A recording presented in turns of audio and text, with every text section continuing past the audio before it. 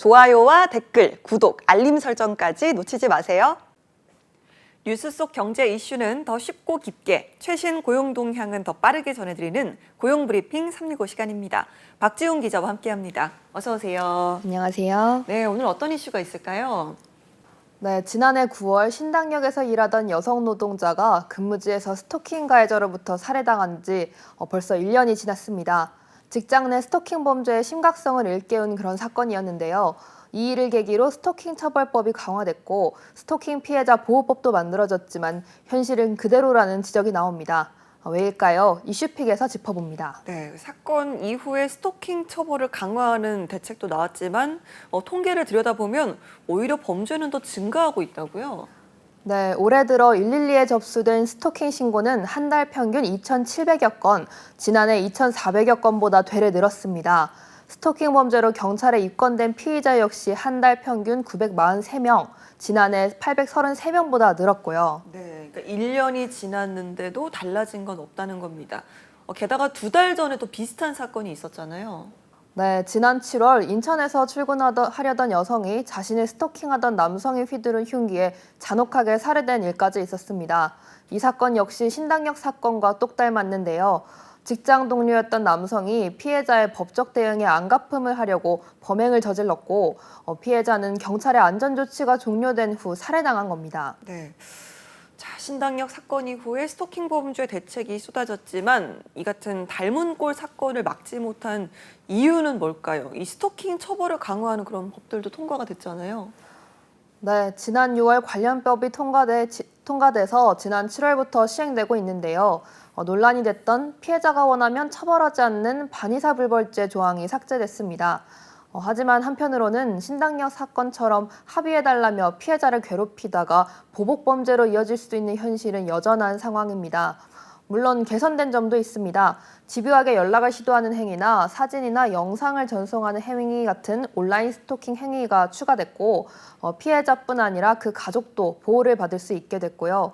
또 판결이 확정되기 전이라도 전자장치를 부착할 수 있도록 했는데 이건 내년 1월부터 시행됩니다. 네, 적어도 법적으로는 상당히 개선된 점이 분명히 있는데도 현실은 제자리 걸음인 그런 셈이겠네요. 네, 그렇습니다. 우선 더 큰 범죄로 가기 전에 피해자를 보호하려면 가해자와 분리가 잘 돼야 하는데요. 경찰이 접근 금지 명령을 내릴 수는 있지만 가해자가 지키는지까지는 파악하기가 어렵습니다. 실제로 10명 중 1명은 접근 금지 명령을 지키지 않는 것으로 나타났는데요. 피해자 안전이 위협받는 상황일 땐 법원이 구금 명령, 즉 잠정 조치 4호를 내릴 수 있는데요. 신당역 사건 이후 경찰이 법원에 신청한 건수 가운데 절반 정도만 받아들여졌습니다. 그렇다 보니 스토킹 범죄에도 피해자가 직접 청구할 수 있는 피해자 보호명령 제도를 도입해야 한다는 그런 주장도 나옵니다. 네, 그러니까 피해자가 신청하는 게 아니라 경찰이 신청한다는 건데요. 그런데 이렇게 피해자가 만약 신고한 게 알려졌다 그러면 이제 앞선 사례에서 볼 수 있듯이 또 보복범죄로 이어질 수 있는 그런 내용도 좀 걱정을 해야 되지 않을까요? 네, 더욱이 문제는 신당역 사건처럼 직장 내 스토킹 같은 경우에는 아무리 집 근처에 접근을 해도 가해자와 매일 같은 공간에 있게 된다는 점입니다. 그러니까요. 그러니까 여전히 직장 내 이제 가까운 동료가 스토킹 가해자가 되는 일도 많은데요. 이걸 좀 현실적으로 대응을 한다는 게 쉽지가 않은 거네요. 네, 그렇습니다. 실제로 직장갑질 119 설문조사 결과 직장 내 성희롱을 경험했다는 260명 중에 신고했다는 사람은 고작 8명 뿐이었습니다. 신고를 하지 않은 이유로는 63% 정도가 상황이 나아질 것 같지 않아서라고 응답했는데요. 직장 내 성폭력은 가해자와 피해자를 즉시 분리하기 어렵고 사내 소문 같은 2차 피해 우려도 크기 때문입니다. 하지만 현행 스토킹 방지법에는 사업주가 근무 장소를 변경할 수 있다고만 돼 있을 뿐 의무 규정은 없는데요. 그래서 회사 내 공간 분리 등 사업주의 조치 의무를 강화해야 한다는 지적이 나옵니다. 네, 그러니까 아직도 이렇게 법의 사각지대가 많이 남아 있다는 겁니다. 또 어떤 부분이 해결돼야 될까요? 네, 스토킹으로 규정돼 있는 행위들의 폭이 좀 넓지 않습니다. 그러다 보니 갈수록 진화하는 신종 스토킹 유형을 법이 따라잡지 못하는 그런 상황인데요.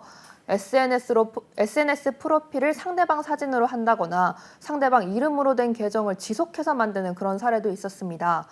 이런 스토킹 범죄는 남녀 간의 문제뿐만이 아니라 이웃 간의 다툼 같은 다양한 보복 행위에도 해당할 수 있어서 이런 좀 새로운 형태의 스토킹을 처벌할 수 있도록 규정이 좀 정비될 필요가 있습니다. 네, SNS 스토킹 역시 갈수록 문제가 되는 것 같습니다. 이것도 참 대책이 시급한데요. 그런데 결국 법이 어쨌든 적발이 되더라도 문제는 제대로 된 처벌이 이루어지지 않는 이런 현실이지 않습니까? 네, 맞습니다. 처벌 수준도 문제입니다. 스토킹 범죄를 저지른 사람은 3년 이하의 징역을, 흉기를 소지하면 5년 이하의 징역까지 처할 수 있지만요. 올해 선고된 스토킹 단일 범죄 사건 중 가장 많은 게 집행유예와 공소 기각이었고 벌금형이 뒤를 이었습니다. 그야말로 솜방망이 처벌이라는 비판이 나오는 이유입니다. 네, 스토킹 범죄를 엄하게 다스리자는 목소리는 크지만 막상 이 법정에서의 처벌은 미온적인 셈이네요. 네, 그렇다 보니 피해자들은 가해자들이 제대로 처벌받지 않고 풀려나면 보복당할 것을 우려합니다. 오죽하면 최근 인천 사건의 유족이 피해자의 신상까지 직접 공개하면서 엄벌을 탄원했을 정도입니다. 스토킹은 언제든지 강력범죄로 이어질 수 있고 이를 위한 강력한 제재가 필요한데 법원은 여전히 피해자에 대한 위해 우려를 주요한 구속사유로 보지 않고 있습니다. 전문가들은 스토킹 범죄가 살인 등 극단적인 범죄로 이어지는 경우가 많은 만큼 대법원 양형위원회에서 형량을 높일 필요가 있다라고 지적을 합니다. 네, 알겠습니다. 자, 한 컷 이슈 오늘 어떤 소식일까요? 네, 그렇다면 여러 번 걸려온 부재중 전화는 스토킹일까요? 아닐까요? 휴대전화에 같은 사람에게서 28번이나 걸려온 부재중 전화, 상대방에게 공포심을 줬다면 이 역시 스토킹 범죄가 됩니다. 얼마 전 이 같은 대법원 판결이 나왔는데요. 네, 그러니까 받지 않음으로써 거절 의사를 표현했음에도 지치지 않고 계속되는 전화, 생각만 해도 공포인데요. 네, 정말 무섭죠. 네. 하지만 기존 1심과 2심에서는 스토킹이다 아니다 판결이 엇갈렸었는데요. 네. 이번 대법원에서는 스토킹이라고 정확히 결론을 지은 겁니다.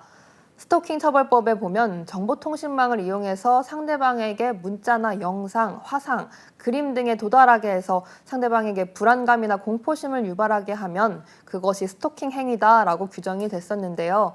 기존에는 실제로 통화가 이뤄진 경우에만 도달했다고 판단했다면 이번 대법원 판결은 실제 통화가 이뤄졌는지와 상관없이 계속 전화해서 피해자에게 불안감이나 공포심을 유발하게 했다면 이건 전부 스토킹 행위라고 판단한 겁니다. 네, 그런데 이제 뭐 오늘 이야기를 했지만 앞서 스토킹의 다른 사례에서도 처벌 수위가 상당히 약했는데요.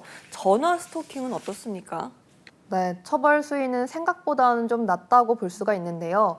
헤어진 전 부인에게 문자 메시지를 6회 정도 보낸 사안에서 벌금 100만 원이 선고된 판결이 있었고요.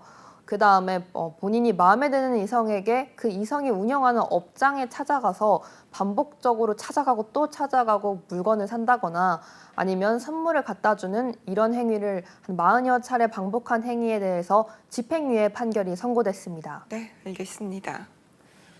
자, 스토킹 범죄는 피해자에게 큰 고통을 안기고 또 목숨까지 위협합니다. 언제든 더 큰 범죄로 이어질 수 있는 만큼 실형 선고율을 높여 재범도 막고 또 안전한 사회를 만들 방안이 필요해 보입니다. 오늘도 박지훈 기자와 함께했습니다. 고맙습니다. 지금까지 고용브리핑 365였습니다.